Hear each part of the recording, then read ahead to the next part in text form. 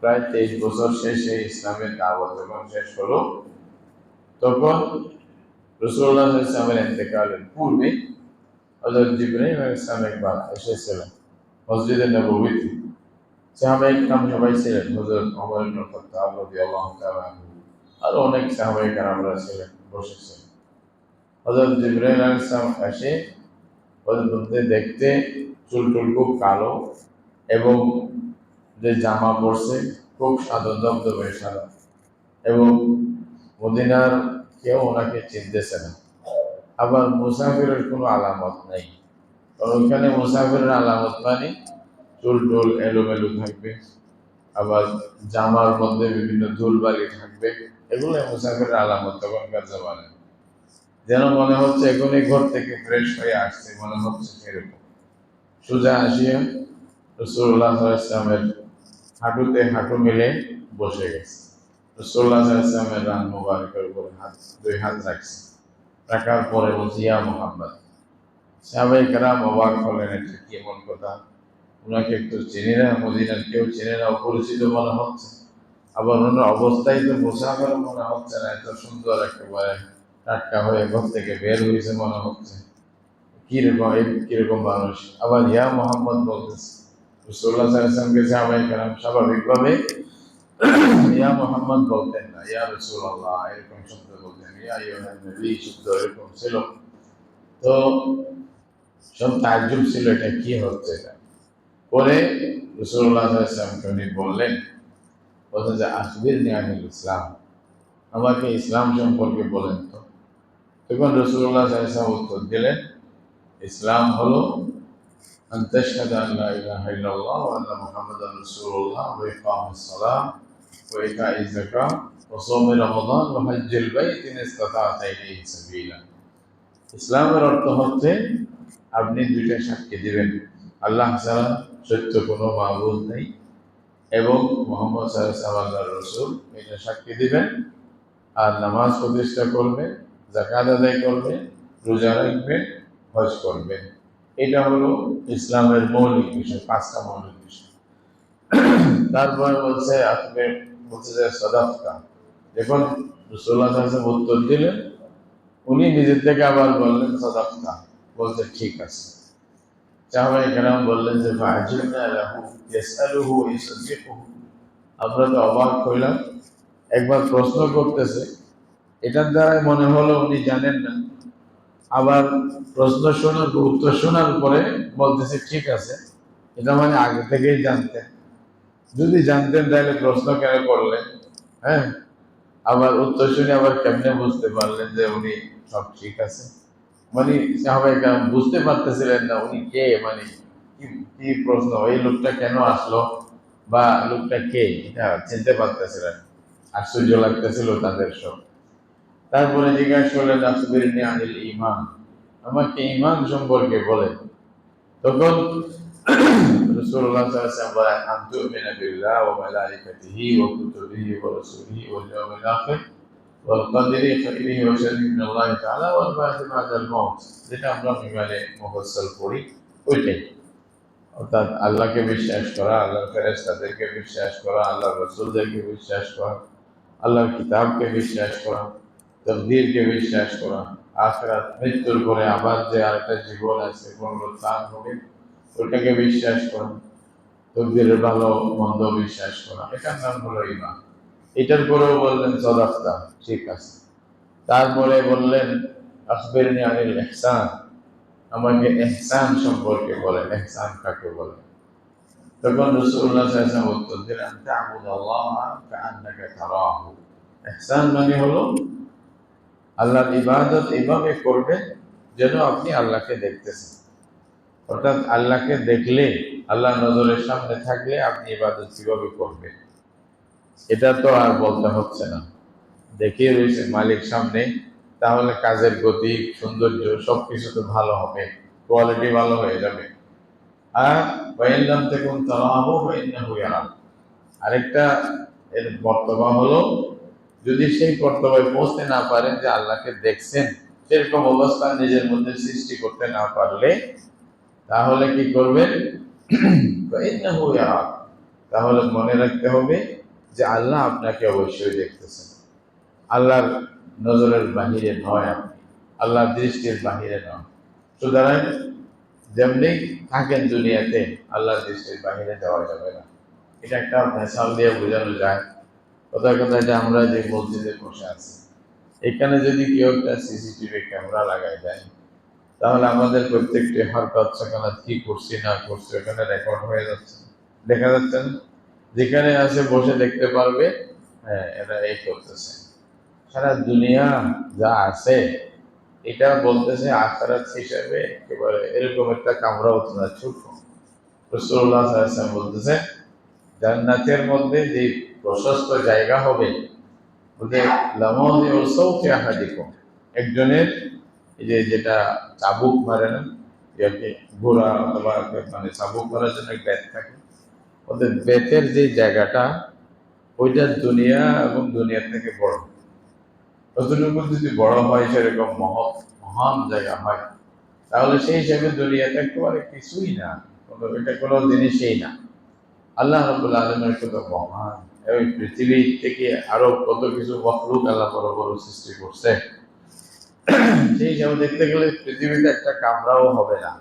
এই পৃথিবীতে আমরা যারা আছি, তো আল্লাহ তাআলা তো সিসিটিভি ক্যামেরা লাগাই রাখছে।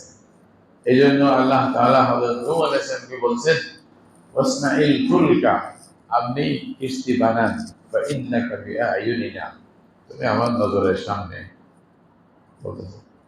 তাহলে বলতেছে ওয়া নাহনু আকরাবু ইলাইহি মিন হাবলিল ওয়ারিদ, আল্লাহ বলছে আমি তো বান্দার শাহরগেরও আরো কাছে, সে কি করে না করে সব আমার না জানা। এইটাই এই জন্য বলতেছে রাসূলুল্লাহ সাল্লাল্লাহু আলাইহি ওয়াসাল্লাম বলেন, এটা অবশ্যই মনে করতে হবে ফাইন লাম তাকুন তারাহু, আপনার অবস্থা যদি এত উন্নত না হয়, মানে আন্তরিক অবস্থা, যে আমি মানে আল্লাহকে দেখতেছি, এটা যদি মনে না হয়, করতে না পারেন, তাহলে অবশ্যই মনে করতে হবে আল্লাহ আপনাকে দেখতেছে। এটা থেকে বাঁচার তো উপায় নেই, আল্লাহ অবশ্যই দেখতেছে। তো বলছে যে রাসূলুল্লাহ সাল্লাল্লাহু আলাইহি ওয়াসাল্লাম এটা উত্তর দেওয়ার পরে হযরত জিবরীল বললেন, হ্যাঁ ঠিক আছে, এটাও ঠিক আছে। তারপরে বললেন যে আখবিরনি আনিস সাআ, আমাকে একটু কিয়ামত সম্পর্কে, এটা বলার জন্যই বলছিলাম হাদিসটা। কিয়ামত বলেন, কিয়ামত সম্পর্কে যখন জিজ্ঞাসা করছে, মানে কিয়ামত তো হবেই, কখন হবে? কিয়ামত মানে হলো যা ঠিকঠাক আছে সব বেঠিক হয়ে যাবে, সব উল্টে যাবে, সব ভেঙে যাবে।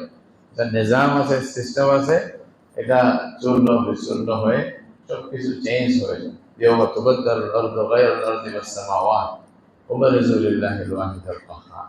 আল্লাহ তাআলা এই আসমান, জমিন, সূর্য, চাঁদ, এই যে পাহাড়, সমুদ্র, সব কিছু চেঞ্জ করে, সব কিছু বরবাদ করে আবার নতুন করে আরেকটা আরেকটা জগৎ সৃষ্টি করবে, যেটা আখিরাত বলা হয়, যেটা কিয়ামতের মাঠ হবে। আল্লাহ তাআলা বলেছেন কোরআনের মধ্যে, এই হলো কিয়ামত। এই কিয়ামতটা কখন হবে যখন জিজ্ঞাসা করছেন, তখন রাসূল করিম সাল্লাল্লাহু আলাইহি ওয়াসাল্লাম যে উত্তর দিলেন, উত্তরটা হলো বাল মাসউলু আনহা বিআলামা মিনাস সাইল। বলতেছে এখানে আমরা দুইজন আছি, একজন প্রশ্ন করতেছে, আরেকজন উত্তর দিচ্ছে। বলছে যাকে প্রশ্ন করা হয়েছে উনিও জানে না, আর যিনি প্রশ্ন করছেন উনিও জানেন না। এইটা বলার পরে সাহাবায়ে কেরাম আরো আশ্চর্য হয়েছে। বলছে তাইলে রসুল উনাকে চিনি? মানে আমাদের রসুল বলতেছে উনিও জানেন না, নিজেও জানেন না, এটা মানে অর্থাৎ তুমিও জানো না কিয়ামত কবে হবে, আমিও জানি না, তাহলে কে জানে? আল্লাহ জানে। এই জন্য বলতেছিলাম কিয়ামত কবে হবে, এই সিলসিলা কবে থাকবে, কতদিন আল্লাহ তাআলা দীর্ঘায়ু হবে, এটা আল্লাহ ভালো জানে। কত হাজার মানে লক্ষ বছর থাকবে, এটা আল্লাহ ভালো জানে। নাকি অতি সত্তর আবার এটা শেষ হয়ে যাবে, এটাও আল্লাহ ভালো জানে। আমরা যদিও বা বলতেছি কিয়ামত খুব কাছে এসে, কিয়ামত খুব কাছে এসে, কতগুলি আলামত বলছে রাসূলুল্লাহ সাল্লাল্লাহু আলাইহি ওয়াসাল্লাম, এই আলামতগুলি দেখলে মনে করবা কিয়ামত। সবচেয়ে বড় আলামত তো রাসূলুল্লাহ সাল্লাল্লাহু আলাইহি ওয়াসাল্লাম দুনিয়া থেকে চলে যাওয়া। রাসূলুল্লাহ সাল্লাল্লাহু আলাইহি ওয়াসাল্লাম চলে যাওয়া, এটা কিয়ামতের সবচেয়ে বড় আলামত। মানে ওইখান থেকে বড় আলামতের শুরু। আরো কতগুলি বড় আলামত আছে, এখানে ছোট ছোট আলামত গুলিও আছে। ওগুলোও আমরা দেখতেছি, অনেকগুলো স্পষ্ট দেখা যাচ্ছে যে রাসূলুল্লাহ সাল্লাল্লাহু আলাইহি ওয়াসাল্লাম বলছেন কিয়ামতের আগে এটা হবে, এটা হবে, এটা হবে, বিভিন্ন যুদ্ধ হবে। এটা আল্লাহ রাসূল বলছেন তোমাদেরকে কাফেররা চতুর্পাশ থেকে ঘিরে ফেলবে, এমন বড় যুদ্ধ হবে যেখানে 3 ভাগের 2 ভাগ মুসলমান মারা যাবে, আর কিছু থাকবে। এক সময় আসবে যে কিয়ামতের আগে ওই খ্রিস্টান আর মুসলমান এক হয়ে ইহুদিদের বিরুদ্ধে যুদ্ধ করবে, আবার মুসলমান খ্রিস্টানের মধ্যে যুদ্ধ হবে। আবার কতগুলি বর্তমান যারা চাইনিজ আছে যারা এরকম ছোট ছোট নেক্সাপটা মানে নাকসাপটা ছোট মানে প্রকৃতির মানুষের সাথে তোমাদের যুদ্ধ হবে, এগুলা সব হাদিসের মধ্যে লম্বা করে আল্লাহ রসুল বলে দিয়েছেন কি কি ঘটনা হবে কিয়ামতের আগে। এগুলা আমরা দেখতেছি, এক একটা জিনিস যেভাবে রাসূলুল্লাহ সাল্লাল্লাহু আলাইহি ওয়াসাল্লাম বলছেন সেভাবেই হচ্ছে, নিয়মিত হচ্ছে, এটা দেখা যাচ্ছে, এটা হতেই থাকবে। তো এটা কতদিন দীর্ঘায়ু হবে, কত সময় লাগবে, এটা আল্লাহ ভালো জানে। অনেক সময় মুসলমানরা মনে করে একটা ঘটনা দেখলে মনে হয় শেষ, মনে হয় দুনিয়া আর চলবে না। আবার দেখা যাচ্ছে এরপরে আবার দুনিয়া শত শত বছর চলছে। এক সময় আপনারা হয়তো শুনছেন বলতে 2000 বছরের পরে কি যে হয়, পৃথিবী কি হয়ে যাবে জানি না, এরকম একটা গুজব ছড়াই দিচ্ছে।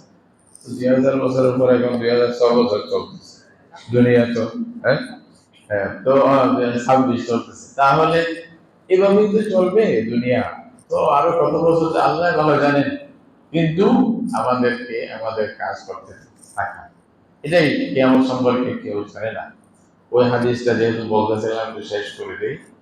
তো রাসূলুল্লাহ সাল্লাল্লাহু আলাইহি ওয়াসাল্লাম যখন বললেন কিয়ামত আপনি জানেন না আমি জানি, কেউ জানে না, তখন রাসূল করিম সাল্লাল্লাহু আলাইহি ওয়াসাল্লাম জিজ্ঞাসা করছেন ফাআখবিরনি আন আমারাতিহা, তাহলে আমাকে কিয়ামতের কিছু আলামত বলেন, যে কিয়ামত যে হবে এটা বুঝবো কেমনে, কিয়ামত যে কাছাইছে এটা কেমনে বুঝবো। রাসূলুল্লাহ সাল্লাল্লাহু আলাইহি ওয়াসাল্লাম কয়েকটা আলামত বলছেন। বলছেন কি আনতালিদাল আমাতু রাব্বাতাহা ওয়া আনতারাল হুফাতাল উরাতাল আলাতাল রিআন নাস ইয়াতাতাওয়ালুনা ফিল দুনিয়া।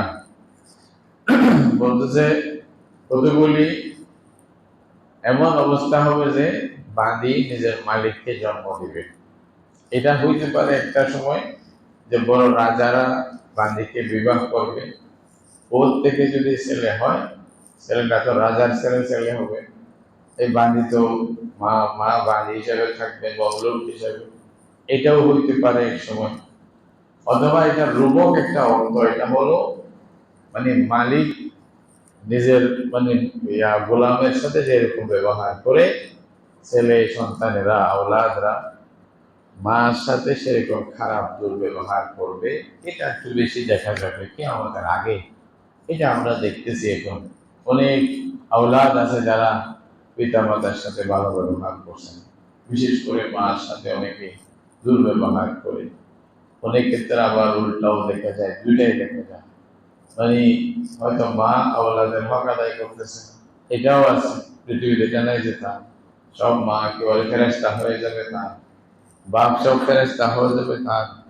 হযরত কথা কথা ইব্রাহিম আলাইহিস সালামের মতো বাপ কি সবাই হবে? হযরত ওমরের মতো বাপ কি সব হবে? বাপকেও ত্যাগ করতে হবে, আবার আওলাদরাও যে সবাই ফেরেশতা হবে তা। অনেক সময় এরকম হয়, খুব দুর্ব্যবহার, মাকে মারধর করে ঘর থেকে বের করে দেয়, আর মানে ঘরে রাখতে চায় না, এরকম অবস্থা হয়। তো রাসূলুল্লাহ সাল্লাল্লাহু আলাইহি ওয়াসাল্লাম বলছেন আমভাবে সারা দুনিয়াতে দেখা যাবে মার সাথে দুর্ব্যবহার হচ্ছে। বলছে এটাও একটা কিয়ামতের আলামত। আর বললো যে তোমরা ছোট মানুষদেরকে দেখবা আল কুফাত আল উরাত, মানে যারা কাপড় পরার জন্য কাপড় থাকতো না যাদের কাছে, আর যারা জুতা পায়ে দেওয়ার মতো অবস্থা ছিল না, জুতা কিনে যে মানে জুতা মানে পরিধান করবে সেরকম অবস্থা ছিল না, একেবারে নিম্ন শ্রেণীর মানুষ আর কি। ওরা দেখবা বড় বড় এই যে বিল্ডিং উঠানোর জন্য একে অপরের সাথে প্রতিযোগিতা করতেছে। এটাও আমরা দেখতেছি আরব দেশগুলোতে যদি দেখেন, এই যে দুবাই টুবাই ইত্যাদি এগুলো, এক সময় এরা ওই যে একটা যাত্রা মাথার মধ্যে ফেসে ওই মানে যে উট আছে, উটের পিছনে ঘোড়া ছাড়া এদের কাজ ছিল না বেশি। মরুভূমিতে উট নেওয়া যেত, ওটার জন্য চাবুক দিলে এটা ঘুরে এরকম এটাও বাঁধছে, এরকম একটা বাঁধতো এবং এরকম ভাবে স্বাভাবিক জীবনযাপন করতো।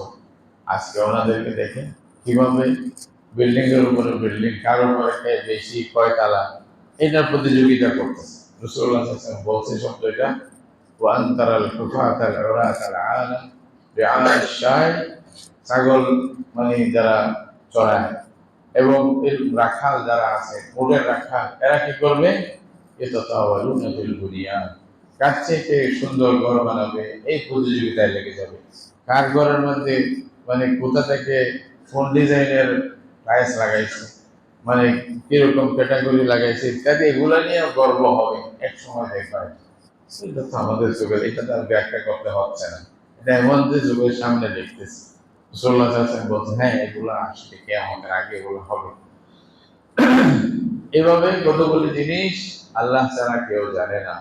মায়ের পেটের মধ্যে বাচ্চা কিরকম, এটা ভালো হবে খারাপ হবে, আল্লাহর ওলি হবে শয়তান হবে, কি খাবে না খাবে, অসুস্থ হবে সুস্থ হবে, কতদিন বাঁচবে, আল্লাহ ছাড়া কেউ জানে না। এই বাচ্চার ব্যাপারে আল্ট্রাসাউন্ড দিয়ে আমরা কি জানি? আল্ট্রাসাউন্ড ইত্যাদি এগুলা দিয়ে জানে যে খুব অল্প সময়টা হলো কি যা আছে ওইটাও ভালো করে বুঝি না। আল্ট্রাসাউন্ড মানে কেউ হয়তো বুঝতে পারে, হুজুর এখন তো আল্ট্রাসাউন্ড দ্বারা আমরা বুঝতে পারি মায়ের পেটের ভিতরে কি আছে। এটার দ্বারা হয়তো বুঝতে পারবে কোরআন তাইলে ভুল বললো নাকি, কোরআন যেটা দাবি করছে এটার মানে কি, এটা আসলে বাস্তবে জীবনে বাঁচিয়ে আসবে নাকি মরা আসবে, এটা কি আল্লাহ ছাড়া কেউ জানে? আল্ট্রাসাউন্ড বলতে পারবে? পারবে না। আবার অনেক সময় এটা আল্লাহর ওলি হবে, বুজুর্গ হবে নাকি শয়তান হবে, এই খাবে কি, কতদিন থাকবে, কি করবে, সবকিছু আল্লাহ ছাড়া কেউ জানে না। এলমের পানি এটা এখানে। আরেকটা হলো একটা পর্দা আছে, পর্দাটা হটাই দিলে কোনো মাধ্যমে আপনি দেখবেন ওই যতটুকু দেখছেন অতটুকু, ওখানেও তো আমরা ভুল করি। অনেক সময় ছেলে বলিটা মেয়ে হয়, মেয়ে বলিটা ছেলে হয়, আবার জীবিত আসে না মৃত আসে, তাহলে বান্দারা জানে না। আল্লাহ মানে ওই আলামা বিল আরকাম। আরেকটা হলো বৃষ্টি কখন কত পরিমাণে কিভাবে হবে আল্লাহ ছাড়া কেউ জানে না। ওমাদা ওমাদা দিরিনাফসুল মাদা তাকসিবু গাদান, আগামীকাল কি করবেন কেউ জানে না। আগামীকাল কেন, এই যে আগামী সামনের যে মিনিট আসতেছে এইটাতে কি করবো আমরা জানি না। কত শুনলাম এই যে মানে আমাদের নিজের আত্মীয়দের মধ্যেও বা জানাশোনাদের মধ্যেও এতেকাফ অবস্থায় দুইজন মানুষের কথা শুনলাম। এতেকাফ অবস্থায় মানে তসবিহ হাতে নামাজের পরে তসবিহ পড়তেছে, এতেকাফ বলতে বলতে চলে গেছে, দুনিয়া থেকে চলে গেছে। তাহলে পর মুহূর্তে কি হবে উনি জানেন না। পর মুহূর্তে কি হবে? বিয়ে শাদীর জন্য যাচ্ছে, স্বামী স্ত্রী বা পরিবারের সবাইকে নিয়ে, আল্লাহ না করুক এমন অবস্থায় অ্যাক্সিডেন্টে এক পরিবারের 14 জন একসাথে শেষ। দুনিয়াতে আর বলিয়া ঘরে আসতে পারে না, জানতেন না কি হবে। এটাই আগামীকাল কি হবে, মানুষ কোথায় মারা যাবে, এটা আমরা কেউ জানি না। এই যে এই যে সামনের ভবিষ্যতে কেউ, এটা আল্লাহর হাতে, আমরা জানা নেই। সুতরাং আর এই যে মানে প্রত্যেকটা জিনিস মানুষ আগামীকাল কি করবে কি খাবে এটাও আল্লাহ ছাড়া কেউ জানে। এই কতগুলো জিনিস রাসূলুল্লাহ সাল্লাল্লাহু আলাইহি ওয়াসাল্লাম বললেন যে কিয়ামত সেরকম একটা জিনিস, এটা আল্লাহ ছাড়া কেউ জানে না। এটা বলার পরে হযরত জিবরাইল আলাইহিস সালাম রাসূলুল্লাহ সাল্লাল্লাহু আলাইহি ওয়াসাল্লাম থেকে বিদায় নিয়ে চলে গেলেন। চলে যাওয়ার পরে রাসূলুল্লাহ সাল্লাল্লাহু আলাইহি ওয়াসাল্লাম হযরত মানে ওমর ইবনে খাত্তাব রাদিয়াল্লাহু তাআলা আনহু আরো যারা সাহাবায়ে কেরাম ছিলেন তাদেরকে বললেন, দেখো তো লোকটা কোথায় গেছে। এখন উনি যাওয়ার পরে উনি তো ফেরেশতা, উনি তো আর মানুষ না। এই যে মসজিদ থেকে বের হয়েছে হাওয়া হয়ে গেছে, আর কেউ দেখেনি। এখন মদিনা শরীফ তো আর অত বড় না, তখন তো ছোট ছিল। এখন সবাই তালাশ করতেছে কোথায় কোথায় ঘুরে। হযরত ওমর রাদিয়াল্লাহু তাআলা আনহু বলে, ইয়া রাসূলুল্লাহ অনেক ঘুরে দেখলাম মানুষটা তো নাই, গেল কই? তারপরে ওই সাহাবায়ে কেরাম সবাই একই কথা বলছে, ওনাকে কোথাও খুঁজে পাওয়া গেল না। বলছে আমরা বুঝি না উনি কিরকম মানুষ।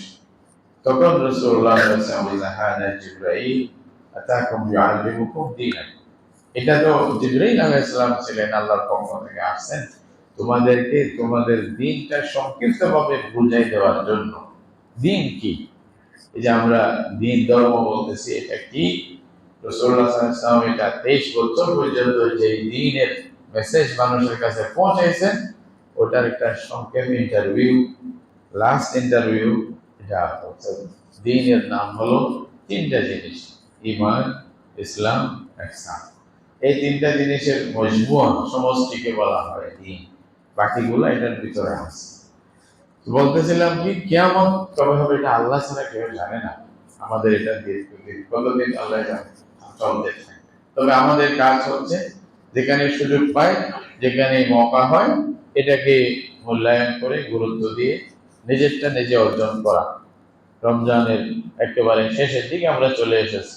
বারবার বলা হয়েছে শেষের দিকে কতগুলি ইবাদত আছে। ওই ইবাদতের মধ্যে আমরা তো প্রায় আদায় করে ফেলছি আলহামদুলিল্লাহ। আর শেষ দশকের বিষয়টা ছিল, লাইলাতুল কদর তালাশ করার বিষয়টা ছিল, আমরা তালাশ করেছি। আজকের রাত যেহেতু রমজানের রাত না, এটা ঈদের রাত হয়ে যায়। তারপর ঈদের রাতেরও ফজিলত আছে অনেক বেশি। ঈদের রাত যদি ইবাদত করে, কোনো কোনো হাদিসের মধ্যে কিছু দুর্বলতা থাকলেও হাদিসের মধ্যে শব্দ আসছে কি, বলছে সেই বান্দা যেদিন মানুষের অন্তর মরে যাবে, সেদিন তার অন্তর জীবিত থাকবে যদি ঈদের রাতে ইবাদত করে। এরকম কতগুলি রাতের কথা আছে, তার মধ্যে ঈদের রাতের কথাও আছে। এই যে হযরত ওমর ইবনুল খাত্তাব রাদিয়াল্লাহু তাআলা আনহু ঈদের দিন সকালে মানে জামাতে আসার জন্য উনি একটু লেট করতেছিলেন। যখন লেট করতেছেন, সাহাবায়ে কেরাম সবাই অপেক্ষা করতেছেন যে কি হলো, আল্লাহ মানে এই যে খলিফাতুল মুসলিমিন আসতেছেন না কেন। ঘরে গিয়া দেখছে যে উনি দরজা বন্ধ করে ভিতরে আওয়াজ আসতেছে, কান্নার আওয়াজ। তো ওনারা যখন দরজা নক করছে, দরজা খুলছে, তো উনি চোখে পানি ছিল। বলছে যে আপনি কেন কাঁদতেছেন, আপনি আসতেছেন না যে নামাজের মধ্যে? বলছে আমি চিন্তা করতেছি ঈদ তো তাদের জন্য যাদের গুনাহ আল্লাহ মাফ করছেন। তাদের রমজানের মতো একটা পবিত্র সময়ে, এরকম গুরুত্বপূর্ণ একটি সময়ে যারা নিজের ক্ষমা আল্লাহ থেকে নিতে পারছেন, তারা না খুশি করার উপযুক্ত দাবিদার। আমি কি জানি আমার গুনাহ মাফ হয়েছে কিনা, আমার খুব ভয় লাগতেছে। এই জন্য আমার মানে সাহস পাচ্ছি না বের হওয়ার জন্য। কোন সাহসে আমি ঈদের জন্য বের হব? এটা ওমর ইবনুল খাত্তাব রাদিয়াল্লাহু তাআলা আনহু, যার ব্যাপারে আল্লাহ রাসূল বলছেন ওমর ফিল জান্নাহ, সোজাসুজি ওমর জান্নাতি, জান্নাতি এটা বলে দিয়েছেন। এবং বলছে আমার পরে নবী হইলে, যদি হইতো কেউ, তাহলে ওমরই নবী হতো। আর যাকে ব্যাপারে বলছে যে ওমর যে রাস্তা দিয়ে যায়, শয়তান অন্য রাস্তা নেয়, শয়তান রাস্তা এটা ছেড়ে দেয়, এটা ওমর ইবনুল খাত্তাব রাদিয়াল্লাহু তাআলা। উনি যদি এত ভয় পান, কি না জানি আমার যদি ক্ষমা না হয় তার কোন সাহসে বের হচ্ছি, তাহলে আমাদের এই অনুশোচনাটা আসছে কিনা। এটা হলো এটা ওই সময়, এই যে যেটুকু সময় আছে, কয়েক ঘন্টা যা আছে বা এই আধা দিন যা আছে, এটাতে অন্তত কান্নাকাটি করে আল্লাহকে রাজি খুশি করে ফেলা যে আল্লাহ, আমরা তো আর সেইরকম করতে পারবো না, আমরা তো দুর্বল বান্দা, আমাদের যদি কিছু করার যোগ্যতাও নেই, সালাহিয়তও নেই, কিভাবে করবো এটাও তো জানি না। টোটাপাটা যাই করছি, যাই পারছি, দয়া করে কবুল করে নাও না। তুমি তো, তোমার তো মহতাজ না, তুমি তো অমুখাপেক্ষী, কারো মহতাজ না। তুমি চাইলে এটার মধ্যে নম্বর দিয়ে দিতে পারো, যেরকম করে পারছি আল্লাহ তুমি নম্বর পুরা দিয়ে দাও, তোমার তো আর অভাব নেই। এইভাবে আল্লাহর কাছে চাইবেন এই সময়টা। এটাই বিল আবারাত বলা হয়, চোখের পানি দিয়া রমজানকে বিদায় করা, রমজানের জন্য আফসোস করা, মহব্বত করা। হে আল্লাহ, যদি এরকম রমজান আমার জীবনে আরো কতবার আসতো, এই জন্য আশা করা আল্লাহর কাছে। এবং শেষ মুহূর্তে ইস্তেগফার, তওবা, গেরিয়াজারি, তদর্র বলা হয়। আল্লাহর মানে বান্দার কান্নাকাটি আল্লাহর কাছে ভালো লাগে। বান্দায় আল্লাহর কাছে কান্নাকাটি করুক, এটা আল্লাহ চায়। সেজদা গিয়া দুইটা চোখের পানি ফেলুক, এটা আল্লাহ চায়। সেজদার মধ্যে আল্লাহর কাছে বান্দায় চাক, বান্দায় আল্লাহর কাছে ভিক্ষা করুক, বলুক যে মালিক তুমি ছাড়া কেউ নেই আমার, এই কথাটা বলুক, এটা আল্লাহ তাআলা চায়। এই জন্য আমাদের এই শেষ মুহূর্ত, এই মুহূর্তের মধ্যে আমরা যেন সবচেয়ে বেশি এটাই করি। কোরআনের মজিদে যেখানে রমজানুল মুবারকের কথা, সিয়াম সাধনার কথা আল্লাহ বলছেন, একবার লম্বা তফসিলের সাথে সবকিছু বিধানাবলী বলছেন। অসুস্থ হলে কি করবে, সুস্থ থাকলে কি করবে, কেউ রমজান মাস পাইলে তখন কি করবে, কেউ যদি একেবারে এমন অসুস্থ হয় যে জীবনে ভালো হবে না, অথবা এমন বৃদ্ধ হয়ে গেছে, সে আর রোজা রাখার মতো শক্তি নাই, সে কি করবে, ইত্যাদি সবকিছু বয়ানের পরে আল্লাহ তাআলা শেষে বলতেছে বান্দারা আমার কাছে যদি চাও তাহলে পাবে। বলি তুকমিলুল ইদ্দা বলি তুকাব্বিরুল্লাহ আলা মা হাদাকুম, তোমরা রমজানকে পরিপূর্ণ করবে, মাস শেষ করবে, এটা 29 হোক বা 30 হোক, মাস পরিপূর্ণ করবে, আর শেষের দিকে তাকবীর বলবে, বলি তুকাব্বিরুল্লাহ আলা মা হাদাকুম। আল্লাহ তাআলা তোমাদেরকে তৌফিক দিয়েছেন, তোমাদেরকে রমজানের মতো একটা মোবারক সময়ে তোমাদেরকে জীবিত রেখেছেন এবং ইবাদত করার তৌফিক দিয়েছেন, এই জন্য আল্লাহ তাকবীর বলবে। রাসূলুল্লাহ সাল্লাল্লাহু আলাইহি ওয়াসাল্লাম বলছেন, ঈদের দিন মানে ঈদের যখন রাত হবে, এখন আজকে আমাদের দেশ হিসাবে, আমাদের পঞ্জিকা হিসাবে আমাদের আকার ঈদের চাঁদের চাঁদ দেখার অপেক্ষা করার দরকার নেই, যদিও বা এটা সুন্নাহ, যদি যারা সুযোগ পান চাঁদ দেখবেন, এটা অসুবিধা নেই। তবে আজকে চাঁদ দেখা না দেখার সময় 30-এর পরে মানে আরবি মাস এটা 31 করতে পারে না। আরবি মাস যেহেতু 31 হওয়ার সম্ভাবনা নাই, সুতরাং 30 মানে মাস শেষ। এটা চাঁদ না দেখলেও মানে উঠছে, দেখলেও উঠছে, একই কথা। তো সুতরাং আজকের রাত মানে মাগরিবের পর থেকেই আমরা যারা আছি সবাই মিলে তাকবীর বলবো, আল্লাহু আকবার আল্লাহু আকবার লা ইলাহা ইল্লাল্লাহ আল্লাহু আকবার আল্লাহু আকবার ওয়া লিল্লাহিল হামদ। এই তাকবীরটা বেশি করে বলবেন। এটা রাসূলুল্লাহ সাল্লাল্লাহু আলাইহি ওয়াসাল্লাম বলতেছেন, সাহাবায়ে কেরামের নিয়ম ছিল, ওনারা বাজারে বের হয়ে যেতেন, এখানে হাটে বাজারে রাস্তায় জোরে জোরে তাকবীর বলতেন। ঈদের রাতেই মানুষ বুঝতে পারতো আগামীকাল ঈদ, এখানে কিছু লাগতো না। এখন আমরা তো এটা না করে আর কিছু করি। সেদিন গতবার দেখলাম ঈদের আগের দিন বিভিন্ন মিছিল হচ্ছে, তাকবীর হচ্ছে না। ঈদের রাত অন্য মিছিল বাদ দিয়া তাকবীরের মিছিল করে। আমি গতবারও বলছিলাম, ছোট বাচ্চাদেরকে যারা পারেন কিছু চকলেট দিয়া না বলে একটা মিছিল করে আসে, তাকবীর বলে আসে, পুরা গ্রামে প্রদক্ষিণ করো, ঘুরো, এই যে 10-20টা বাচ্চা লাগে তাকবীর বল, আল্লাহু আকবার আল্লাহু আকবার লা ইলাহা ইল্লাল্লাহ আল্লাহু আকবার আল্লাহু আকবার ওয়া লিল্লাহিল হামদ। মহিলারা পুরুষেরা আশেপাশে মুসলিম ও মুসলিম সবাই জানুক যে মুসলমানদের ঈদ আসছে, আমরা ওখানে খুব অলসতা আছে, আসলে এই সুন্নাহটা আমরা আদায় করি না। জামাই কেরাম মার্কেটে গিয়া বাজারে গিয়া করতেন বেশি করে, এটা সুন্নাহ শরীয়ত। যখন যেটা থাকে উঠেই আসলে নিক, এটাই শরীয়ত।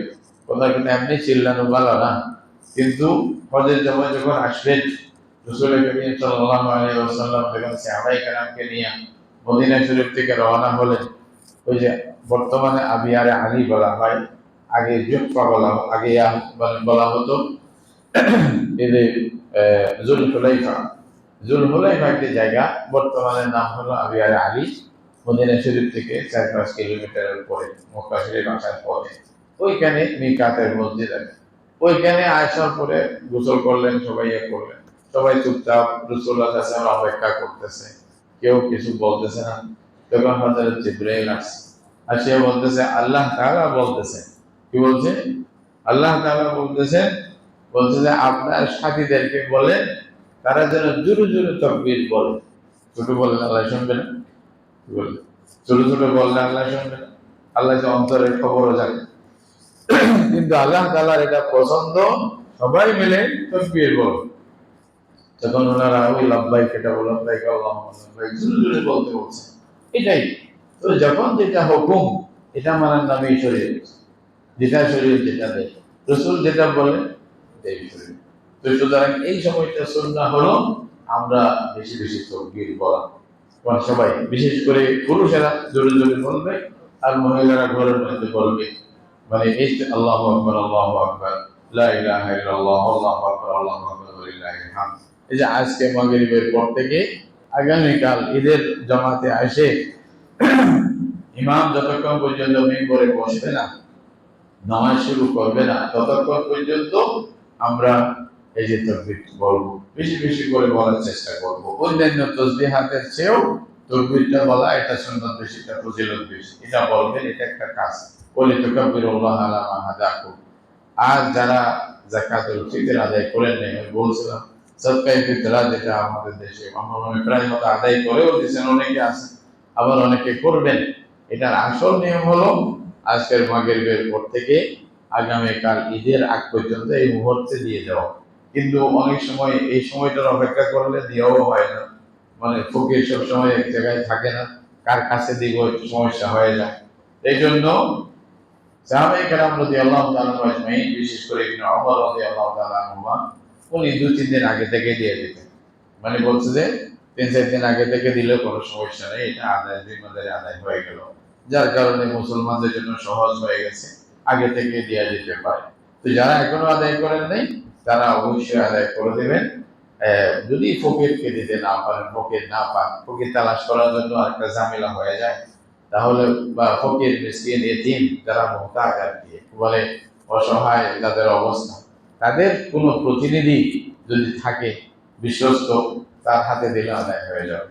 তবে আপনাকে অবশ্যই নামাজের আগে আদায় করতে হবে। আমি আপনাদেরকে বলছিলাম, আবার একটা স্মরণ করে দেওয়ার উদ্দেশ্যে, আপনাদের অনুদানে একটি মাদ্রাসা আলহামদুলিল্লাহ চলে আমার বাড়িতে, মাদ্রাসা করছি। আপনাদের এটা খুশির জন্য বলতেছি, 700 ছাত্র ছাত্রী আলহামদুলিল্লাহ লেখাপড়া করতেছে। বেশি দিন না, আমি বিদেশ থেকে আসার পরে আপনাদের সাথে আছি 5-6 বছর যা আছি গেছে, এগুলোর মধ্যে আলহামদুলিল্লাহ এতটুকু মেহনত করে এতগুলি ছাত্র ছাত্রী আছে। আর বাড়তেছে, মানে মানে বছর বছর ছাত্র ছাত্রী বাড়তেছে। এবছর মেয়েদেরকে আমরা মিশকাত শরীফ পড়ার পর্যন্ত পৌঁছে দিচ্ছি আলহামদুলিল্লাহ। মানে এরপরে হয়তো উনি দৌড়ায় হাদিস পড়বে, একটা মৌলানা হয়ে যাবে, মেয়েরা অতটুকু পৌঁছে যাবে।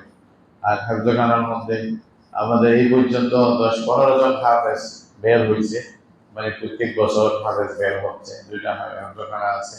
আবার ওদিকে মাদ্রাসা যেটা নিয়ম সিস্টেম মধ্যে একজন আলেম তৈরি হওয়ার জন্য শ্বশুর পর্যন্ত জামাত শ্বশুর পর্যন্ত চলতেছে। আর মোতাবারকা হাফেজদের জন্য ভালোভাবে লেখাপড়ার ব্যবস্থা।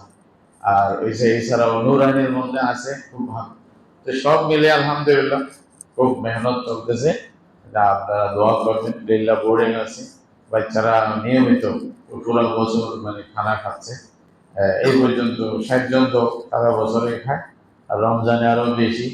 আর অন্যান্য মেহমান টেহমান সব মিলে হয়ে যায় প্রায় সখানিক পৌঁছে যায় মাসে, মানে গড়ে মিলে এরা লিল্লা বোর্ডিং থেকে খাচ্ছে। তো ওদের জন্য যাকাত, সাদাকা, ফিতরা, নজর এগুলা দিতে পারেন, যারা গরিব, যারা মহতাজ, তাদের জন্য। মাদ্রাসাগুলো কোনো এটা দিয়ে চলতেছে থাক, মাদ্রাসা চলার জন্য আপনারা যারা এমনি ছানা দেন বা ঘর বানাই দেন, আল্লাহর ওয়াস্তে দান করা, একটা হলো যাকাত, এটা তো আল্লাহ তাআলা খাত বলে দিয়েছেন ওরা গরিবের জন্য। ওই মাদ্রাসাগুলোতে যেখানে বোর্ডিং আছে ওরা যাকাত নিবে, বাকিরা নেবে না। বাকিদেরকে আপনি যাকাত দিলে এটা কোথায় খরচ করবে? তো খরচের খাত যদি থাকে ওইখানে আপনি দিতে পারবেন।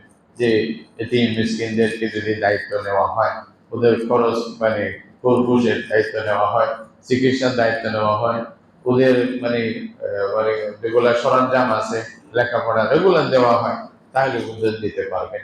এরকম জায়গায় যাকাত, ফিতরা এগুলো আরো যেগুলো নজর যেগুলো আছে যেগুলো দিয়ে দিতে হবে ওগুলো। আর এমনি চাঁদাও দেন।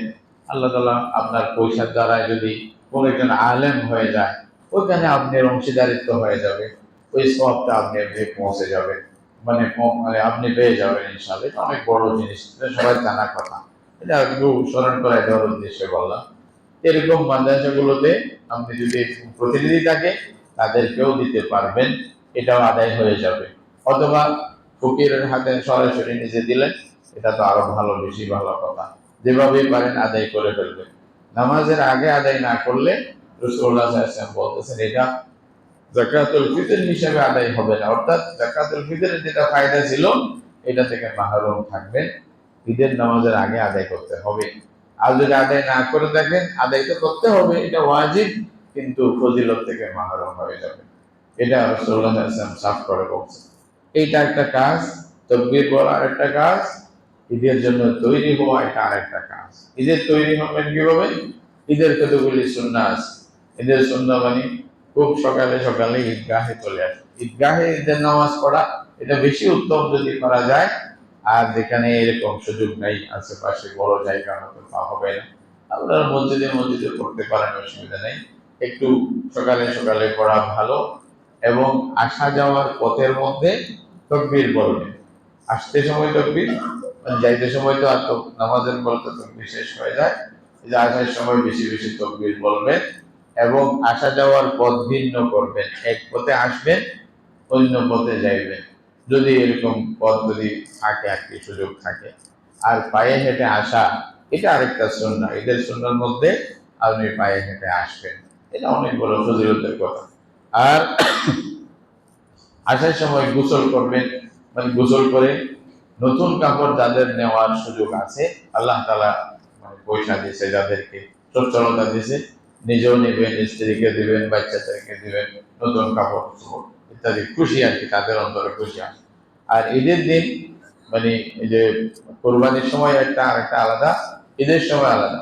ঈদের সময় আপনারা নামাজে আসার আগে কিছু খেয়ে আসবেন। রাসূলুল্লাহ সাল্লাল্লাহু আলাইহি ওয়াসাল্লাম এই যে খেজুর পান করতেন, মানে খেজুর খাইতেন কয়টা, মানে পানি আর খেজুর, খেজুরের মধ্যে 3টা 5টা 7টা এভাবে ভেজুরায়। রাসূলুল্লাহ সাল্লাল্লাহু আলাইহি ওয়াসাল্লাম এটাই পছন্দ করতেন। 3টে খেজুর খেয়ে তারপরে ঈদের জামাতে আসতেন, অথবা 5টা এরকম 7টা এভাবে হয়ে রাসূলুল্লাহ সাল্লাল্লাহু আলাইহি ওয়াসাল্লাম আসতেন। এই জন্য কিছু খেয়ে আসা ভালো। আর যারা খেজুর পাবেন না, তাদের জন্য ওলামায়ে কেরাম বলছে কিছু মিষ্টান্ন, এরকম জিনিস, সেমাই টেমাই ইত্যাদি, এগুলো একটু খেয়ে তারপরে ইয়ার মধ্যে আসবেন, নামাজের মধ্যে আসবেন। আর যেখানে টাইম দেওয়া হয় ওই টাইম মতেই মানে নামাজ পড়ার জন্য উপস্থিত থাকতে হবে। 2 রাকাত নামাজ পড়বে, প্রথমে নামাজ, তারপরে খুতবা হয়। এই ঈদের খুতবা শোনা, এটাও শোনা মানে বসে, এটাও একটা সুন্নাহ। এটা মানে ঈদের সুন্নতের মধ্যে এটাও একটা আসে। আর 2 রাকাত নামাজের মধ্যে যেরকম আমাদের দেশে আমরা 6 তাকবীরে 2 রাকাত নামাজ পড়ি, এটাও হাদিসের মধ্যে আব্দুল্লাহ ইবনে মাসউদ রাদিয়াল্লাহু তাআলা আনহুমার রওয়ায়াতের মধ্যে আছে সহিহ ভাবে। আর আরব দেশে যেটা 12 তাকবীরের পরে, এটাও আছে। ইমাম আযম আবু হানিফা রাহমাতুল্লাহ আলাইহি উনি 6 তাকবীরের হাদিসটা নিয়েছেন এবং 6 তাকবীর মতে ঈদের নামাজের নিয়ম, ওনাকে যারা অনুসরণ করে বাংলাদেশ, আফগানিস্তান, এই যে তুর্কি, এটা সহ আরো বিভিন্ন দেশের মধ্যে আলবানিয়া, এই সমস্ত জায়গার মধ্যে হানাফি লোকেরা বেশি, মানে প্রায় 100% হানাফি এরকম। তুর্কির মধ্যে তো 100% হানাফি, এরকম আফগানিস্তানেও হানাফি, বাংলাদেশেও হানাফি বেশি। তো এইভাবে আদায় করেন। অথবা 12 তাকবীর যেটা বলছে ইমাম শাফি রহমতুল্লাহ আলাইহি, আহমদ ইবনে হাম্বল রহমতুল্লাহ, ওদের তরিকা হলো 12 তাকবীর করতে পারবে, অসুবিধা নেই। দুনুন ভাবে আদায় করলে সহিহ ভাবে সুন্নাহ মতে ঈদের নামাজ আদায় হবে। এই নিয়ে আবার আমাদের মধ্যে ঝগড়া করার দরকার নেই, বলছে আরবরা একরকম করে আমরা এরকম করি, এটা কোনো বিষয় না। এটা রাসূলুল্লাহ সাল্লাল্লাহু আলাইহি ওয়াসাল্লাম যদি 2টা অপশন দেয়, যার যেটা মন চায় নিতে পারে হাদিস মতে, এটা কোনো অসুবিধা নেই। এই জন্য অনেকে আবার বুঝবেন না, এই জন্য বলছে। এই নিয়ে আমাদের দেশে কেউ একটু বাড়াবাড়ি করে, এই জন্য বললাম 12 তাকবীরেও ঈদের নামাজ সহিহ হয় হাদিস মতে, 6 তাকবীরেও ঈদের নামাজ সহিহ হাদিস মতে সুন্নাহ মতে আদায় হয়। আবু হানিফা রাহমাতুল্লাহ এটা ইখতিয়ার করছেন, হানাফিরা এভাবেই পড়ে। আর যেভাবেই মানে ইনশাআল্লাহ আপনাদেরকে বলে দেওয়া হবে, ঈদের নামাজ পড়া এটা একটা ঈদের দিনের আদাবের মধ্যে, সোনার মধ্যে থাকে। আর একটা হলো কি, কুশল বিনিময় করা ঈদের দিন, মানে তাকাব্বালাল্লাহু মিন্না ওয়া মিনকুম বলে মুবারকবাদ দেওয়া, ঈদের মুবারকবাদ। সাহাবায়ে কেরাম এরকম করতেন, একজন আরেকজনকে দেখলে কি বলতেন, তাকাব্বালাল্লাহু মিন্না ওয়া মিনকুম। বলেন দেখি আমার সাথে একটু, তাকাব্বালাল্লাহু মিন্না ওয়া মিনকুম। আল্লাহ আমাদের পক্ষ থেকে, আপনার পক্ষ থেকে কবুল করুন। মানে আমরা যা ইবাদত করছি রমজানে, রব্বুল আলামিন সব কবুল করো। সাহাবায়ে কেরামের সুন্নাহ এটা আদায় করা ভালো, কি বলেন? ঈদ মুবারক আমরা তো বলি, সমস্যা নাই, ঈদ মুবারক বলেন, ঈদ বলেন, যা বলেন, কুল্লু আম আনতুম বিখাইর, আরবিল্লাহ বলেন। এখানে অনেক আরব দেশে ছিলেন এরকম মানুষেরা আছে, মাশাআল্লাহ, আপনারা তো বলার আগেই বুঝতেছেন। তো ওইটাই বলবেন যেটা সাহাবায়ে কেরাম বলতেন, তাকাব্বালাল্লাহু মিন্না ওয়া মিনকুম। এটা বলে কোলাকুলি করা যেটা, এটা আসলে মানে হাদিসের মধ্যে যেটা মুআনাকা বলে আর কি। মুআনাকাটা ঈদের দিন যেহেতু অনেক দূর দূরান্ত থেকে লোকেরা আসে, অনেকদিন দেখা হয় নাই, এই জন্য মুআনাকা করতে সমস্যা নেই। তবে বিশেষ করে শুধু মুআনাকা করা ঈদের সুন্নাহ হিসাবে দ্বীনের কোনো একটা অংশ মনে করার দরকার নেই। স্বাভাবিক আমাদের দেশে একটা রওয়াজ মানুষের মধ্যে একটা আছে, আমরা সবাই এটা সৌহার্দ্যপূর্ণ একটা মানে অবস্থান মনে করি, এটাতে সমস্যা নেই, করতে পারেন, এটাও অসুবিধা নেই। এটা কোলাকুলি করা, ঈদের কোলাকুলি, এটা মানে স্বাভাবিক মুসলমানদের মধ্যে রীতি মহব্বত বাড়বে, একজনকে কাছাকাছি করবে, ভালো, এটাও খারাপ না। তবে ঈদের যেগুলো সুন্নাহ, রাসূলুল্লাহ সাল্লাল্লাহু আলাইহি ওয়াসাল্লাম বলছেন আসার সময় মিসওয়াক করে আসবেন। আর মিসওয়াক করে না আসলে অনেক সময় দুর্গন্ধের দ্বারা আরেকজনের ক্ষতি হবে। আর খুশবু লাগায় আসবেন। খুশবু লাগায় আসলে এতগুলি বড় মজমার মধ্যে আপনার খুশবুর দ্বারা যেন একটু মানুষের সুগন্ধি অন্তর পায়, এটা ভালো করে মানে গোসল করবেন, ভালো কাপড় পরবেন, নিজের না থাকলে যেটা আছে এটা ধুয়ে দেয়, সুন্দর করে পরিষ্কার পরিচ্ছন্ন কাপড় নিয়ে আসবেন, মানে সুন্দর করে পরিপাটি হয়ে ঈদের মধ্যে আসবেন। এটাই হলো ঈদের সুন্নাহ। এই সুন্নাহগুলো আদায় করবেন। আর যাকাতুল ফিতর আদায় না করে থাকলে ওটা আদায় করে দেবেন, তাকবীর বলবেন। আর জায়েজ মতে বৈধ পন্থায় এই পুরা দিনের মধ্যে যত সম্ভব আপনি খুশি আনন্দ মানে করতে পারেন, কোনো অসুবিধা নেই। এটা নাজায়েজ ভাবে কিছু করা নিষেধ আর কি, নাজায়েজ ভাবে করবেন না। ঈদের দিন রোজা রাখা মানায় না, হারাম। হারাম করে দিয়েছে কেন? ঈদের দিন একটু খুশি হাসি করবে এই জন্য আর কি রাখতে মানা করছে, খবরদার যেন কন্টিনিউ না হয়ে যায়। এই জন্য 6টা রোজা রাখবেন, এরপরে ঈদের পরে শাওয়াল মাসের পুরো মাসের ভিতরে 6টি রোজা রাখবেন। পুরো মাসের মধ্যে একসাথেও রাখতে পারেন, আলাদা আলাদা রাখতে পারেন, তবে শাওয়ালের ভিতরে রাখতে হবে। রাসূল করিম সাল্লাল্লাহু আলাইহি ওয়াসাল্লাম বলছেন 6টি রোজা যারা রাখবে শাওয়াল মাসের, আল্লাহ তাআলা এই রমজান এবং ওই শাওয়ালের 6টি রোজা এই দুটোটা মিলে 1 বছর রোজা রাখার সওয়াব দিবে। এটা কেমনে? 1-10, এটা হিসাব হলো কি 1-10। রমজান মানে 1 মাস, মানে 10 মাস। 1 মাস মানে কয় মাস? 10 মাস। আর 6টা মানে 6-10 কত? 60। 60 হইলে 2 মাস, 30 এর বেশি তো হয় না। তাহলে 2 মাস, এদিকে 10 মাস, 12 মাস। তাহলে রমজানের সাথে যদি শাওয়ালের মধ্যে 6টি রোজা রাখেন, আল্লাহ রাব্বুল আলামিন আপনাকে আমাকে সবাইকে পুরা 1 বছর রোজা রাখার মতো সওয়াব দিবে। আমরা যদি জীবনে এটা সবসময় করি, আমাদের পুরা জীবনটাই রোজা রাখার সওয়াবের মধ্যে চলে আসে। আল্লাহ তাআলা সবাইকে তৌফিক দান করুন। ওয়া আখিরু দাওয়ানা আলহামদুলিল্লাহি রাব্বিল আলামিন। এই মসজিদে 8টায় ঈদের নামাজ হবে ইনশাআল্লাহ। 8টার থেকে দেরি হবে না, আপনারা একটু মনে রাখবেন। কয়টায়? 8টায়। আবার 8টার পরে আমরা বলবো না 2 মিনিট মানে করেন, অপেক্ষা করেন, এটা ইনশাআল্লাহ বলা হবে না। এর আগে চলে আসবেন, 7:30টার দিকে চলে আসবেন সবাই ইনশাআল্লাহ। আরো আগে আসতে পারলে বেশি ভালো।